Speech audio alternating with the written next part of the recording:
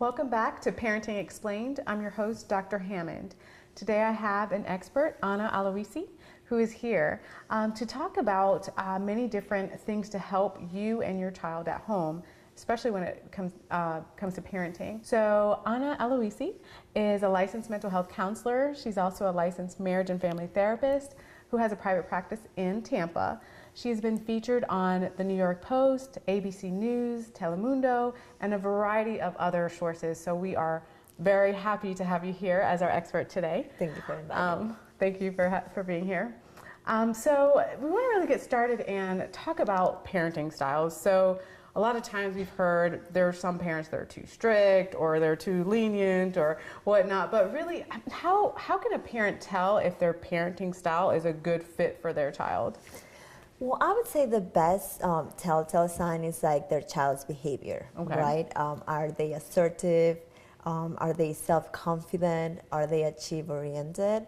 I would say those are pretty good signs if that the relationship is working, that their style is working. So looking at the child's behavior, right? That's now, a great point. As a parent, you might feel connected to your child. You might also, there's some trust involved with between the child and the parent. Right. So I would say looking at the child's behavior and your own feelings, and maybe even ask the child to get some feedback. But otherwise, just to observe, I think the child behavior is a good telltale sign. That's a great point, because really you're saying to look at the child and how they're behaving, and also the parent to sort of reflect on themselves. Absolutely. So you can look at both ways. I really like that a lot. And you know, when we think about parenting, a lot of times we may say, well, I was raised a certain way and I have to do it this way. But what do you say to parents as far as flexibility? Sometimes it doesn't work to do things the way your parents used to do it. So what consequences does that have on a child when sometimes parents are not flexible and they don't really want to change something that's not working? Right. You know, I always think that sometimes we think about parenting as like we have to do the right thing. Right. And parenting is not about what's right or wrong. It's about what works and what doesn't work. That's so a if good point. It's not working, then why not consider trying something different? Right. I would say consequences to that would be increased aggression from the child or during the interaction, some hostility, low self-esteem, and maybe even some possible antisocial behaviors in the child. Absolutely. Such as, like, when you say antisocial behaviors, like, what are some things that you see? Opposition to authority, maybe even getting in trouble at school or like with the law. Sometimes children behave in ways outside of the home that are really reflecting what's happening inside the home. Right, and I love that, what you said, just that a child's behavior can really reflect what's going on at home. And that's a really great point, that sometimes even though as parents, you may want to really hold on to the way you were raised if, like you're saying, if your child is getting in trouble with the law or they're getting in trouble at school, they're getting suspended, their grades are declining, and your child is falling apart. I mean, at that point, right, it's a good time to reflect. Let's do something about it. You know, maybe something is not working. Right. Yes. So what's your best advice to really help a parent also to understand their child's needs? Because what if, like you said, that child is acting out, some parents are just frustrated, like, I don't know what else to do. What are the steps that parents should take to help to really understand their child? Well, I would say the first thing is to ask open-ended questions. You know, I think as parents sometimes we're afraid to hear what our children have to say, and we're afraid to ask certain things. But knowledge is power, so knowing what's going on, knowing what they're thinking and how they're feeling can really give us some information, so then we can prepare and act in the way that's best for them and also for the family in general. And that's a great point. I mean, just as far as opening or asking the questions, like you said, because some kids, they'll come home and they're not the type of child to just say what happened in their day, right? So you're saying to check in with them, basically. Right, absolutely. It's important to know what's going on inside of them. We cannot see how they feel, right? So if we don't ask, we're only going to see what they're doing, and if what they're doing is something that we don't like, it's easy to interpret or assume something that might not be the case. It's still, we're not going to be finding out what's really going on. Right, right. Those are some great tips.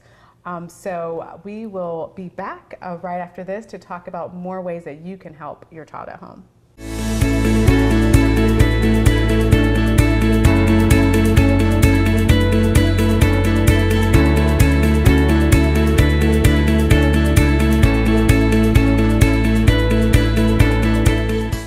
I'm going to tell you about what inspired me to write my book, Reinvent Your Relationship, Therapist Insights into Having the Relationship You've Always Wanted. And one of my big motivators to writing this book is that I see constantly in the internet and many books that talk about how do you have a good relationship. And they tell you, you know, you should listen, you should empathize, you should communicate. But how do you do all these things, right? If you knew how to do it, then you would be doing it already. So what I try to do is to, as much as possible, explain why are these things important, where is the research behind it, and also give you step-by-step techniques of how to accomplish these very important aspects of interaction within our relationships. One thing that I think is really important, which I dedicate a whole book, one thing that I think is very important, and I made a whole chapter, is actually validation. Validation is something that we all want. We all want to be acknowledged and accepted, but it's very hard to actually accomplish that and give it to other people or receive it because we don't really learn or know how to validate others. We don't really know how to let people know that we understand them. We might do the work of understanding them. We might know or think we know how they feel, but how do they know that we get it? Sometimes there's extra steps that we have to take in order to let that message be received by the people that are around us. So validation, very important aspect of our relationships.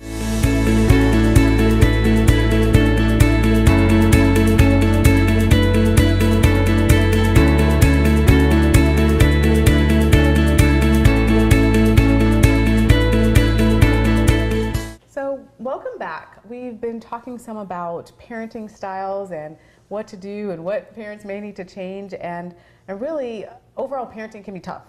So can you share a positive story about maybe a parent and a child and how they can resolve a conflict that they may be experiencing at home?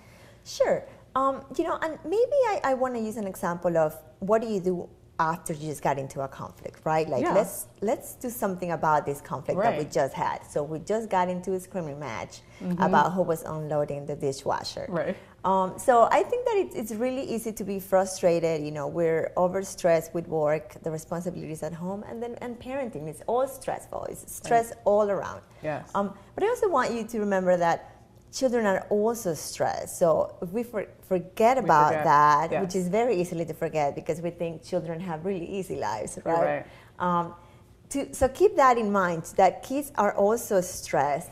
And then you can ask them, how was your day? You know, let's do things over again. Let's rewind what just happened. Right. And let's try to have this conversation again with a positive mindset, with some flexibility, and with willingness to understand what's going on for that child during that day, during that moment, and maybe what caused the reaction. Right, and that's a really great point, like you're saying, to really process what's happening, because sometimes when families are really, really angry, it's easy to just have that fight, like you said, and just move on, but the child is still trying to understand disconnect. Right. Everyone kind of goes to their own corner, and then that was the day. Right, but instead you're saying to go back, kind of process, like you said, with your child in that moment, and to explain.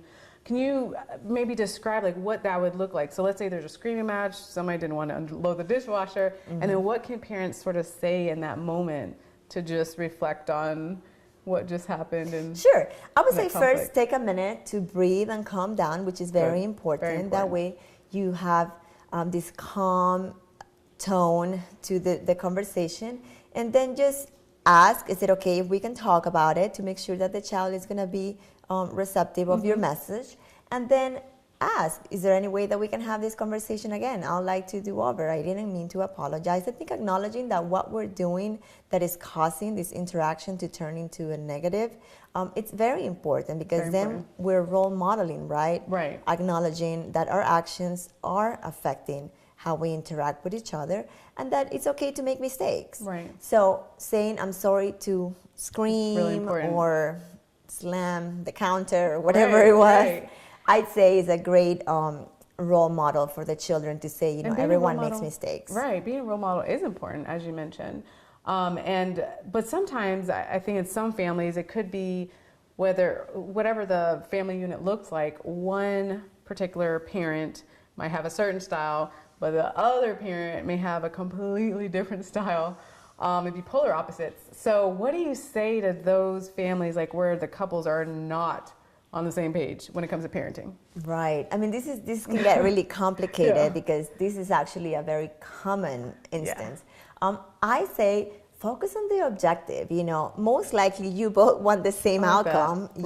We both want our children to be happy, and to be feel accepted, right? To achieve something, to have their own objectives. We want them overall to have a happy life, right?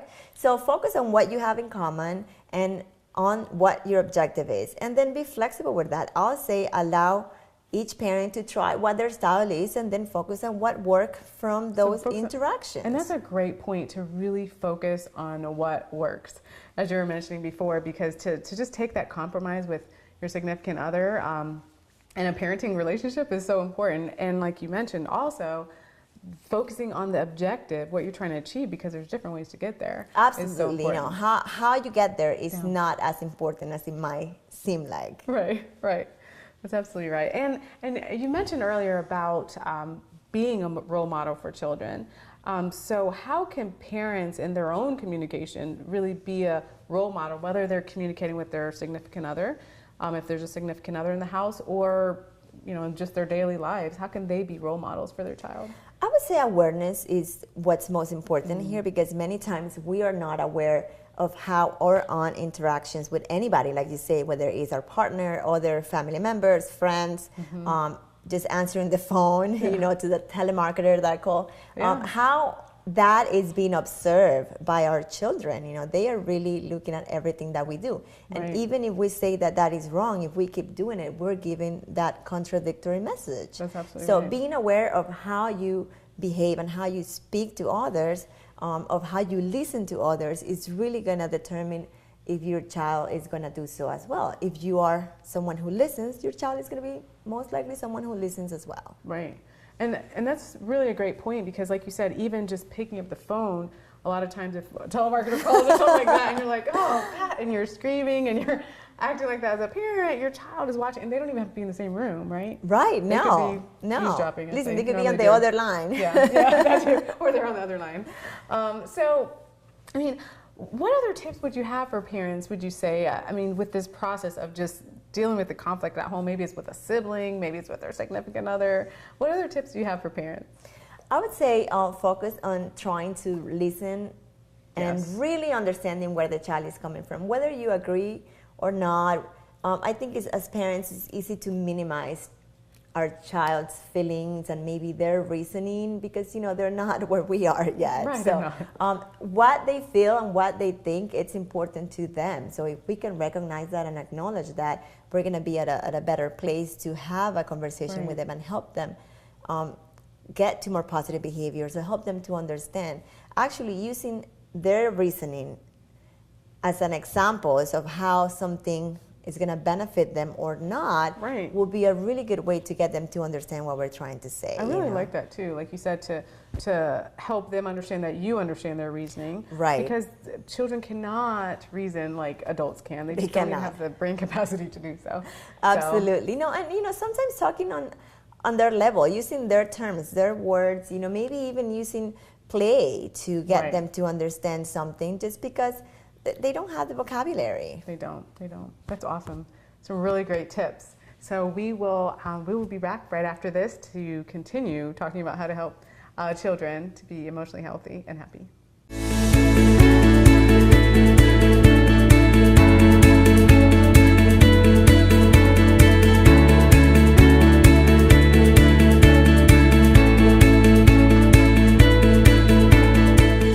That I think is very important, and I made a whole chapter, is actually validation. Validation is something that we all want. We all want to be acknowledged and accepted, but it's very hard to actually accomplish that and give it to other people or receive it, because we don't really learn or know how to validate others.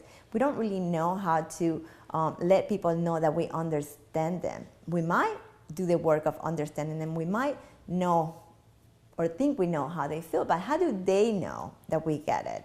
Sometimes there's extra steps that we have to take in order to let that message be received by the people that are around us. So validation, very important aspect of our relationships.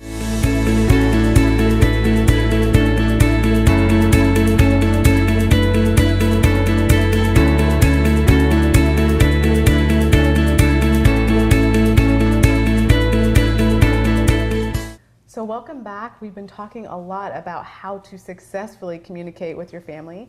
We have our expert, Ana Aluisy, here with us today, giving us great, amazing tips. And really, as a family, it can be difficult sometimes when you can get into this cycle, whether it's verbal aggression or physical aggression or just a negative cycle of communicating where everyone's frustrated. How do you break that cycle so that you're not triggering your child and your child's triggering you and everyone's just unhappy and, upset in the household? How do you break that cycle? Absolutely. I think that everyone thinks about this cycle as this monster, right? It just comes into the house and it gets everyone in a negative mood. Right. But really a cycle, it's something that it takes two or more people to maintain, right? Yes. And it actually takes a lot of effort to be maintained because it requires people to constantly be reacting aggressively to each other, back to back to back. Very It's true. exhausting. It's exhausting. So yes. if at least one person stops and does something different, Nice. that cycle actually will change Right. to a different cycle. So it only takes hopefully a more positive cycle. Right. It only takes one person Nice. to break the cycle, because to be aggressive and to continue to react in an aggressive way takes a lot of effort, physical and emotional, right? So if you're not getting anything back, you're gonna get tired. Yes. It will eventually stop. So one person is One what person. it takes to change their reactions to break that cycle. And I really like that, what you mentioned, the one person, because let's say there's a family and there's 3 children and there's a parent or 2 and everyone's arguing, fighting. Instead of thinking all 5 people need to make changes, like you said, just one person making a change. One person can Could do the change the difference. whole family. Yeah, it changed the whole That's outcome. powerful. That's really powerful. And I love that, like just trying to break the cycle, of course. What do you say to parents so that they feel like they have tried everything at home? Like some parents say, I've tried this method and this method and this method, and I cannot break the cycle, or I cannot heal the family wounds that sometimes happen because of so much negative interactions.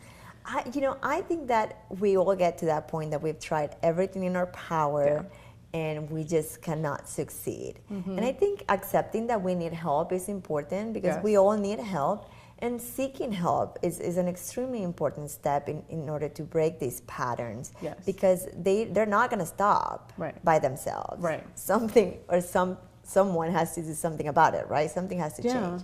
So I'd say seeking help is really important, whether it is at school or with a counselor, a therapist. Family therapist is extremely effective on breaking these cycles or the conflict in the family.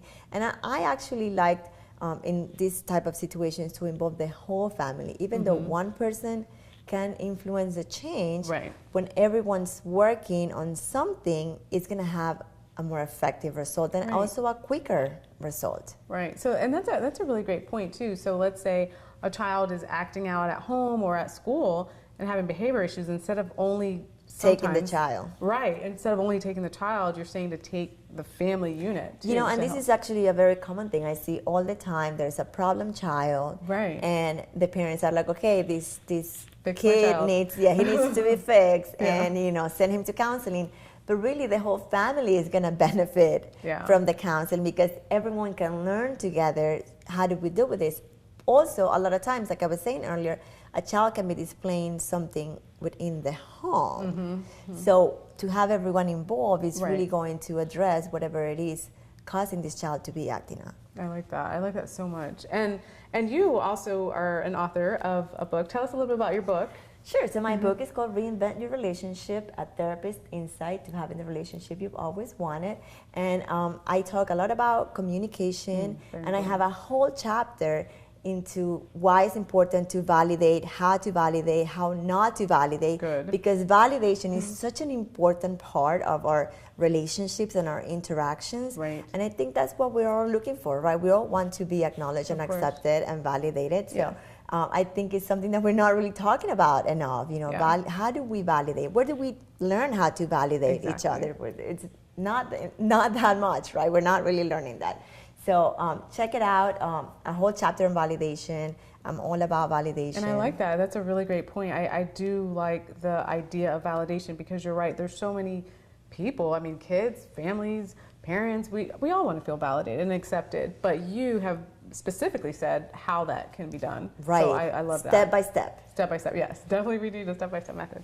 That is wonderful. Is there anything else you wanted to add as we wrap up? Any other tips that you wanted to add for parents just going through the process and the journey of parenthood and how to help their child? You know, absolutely. You know, I want to go back to that whole role model thing that we were talking about. You know, if we are not knowing how to calm ourselves down or how to control our aggression, how can we expect our children to learn how to do it? I mean, where else are they going to learn it if it's not at home? That's not necessarily something they teach at school. There's not a class of how to deal with anger in the school curriculum. So remember that if you're not working on yourself and not aware of how you're acting and you're affecting others, it's going to be very difficult that your child learns that anywhere else. Yeah, I think that's, I mean, a really, really, really great point because, again, like you said, our children are watching us and watching what we do, so especially with the aggression piece. And having an opportunity as a parent to help your child at home is really important, even if they may learn other things at school. With regards to aggression, we can work through that at home. Absolutely. So thank you so much. I really appreciate having you today. To learn more about Ana Aluisy, please visit comegethelp.com. Thank you so much. Thank you for having me. Alrighty.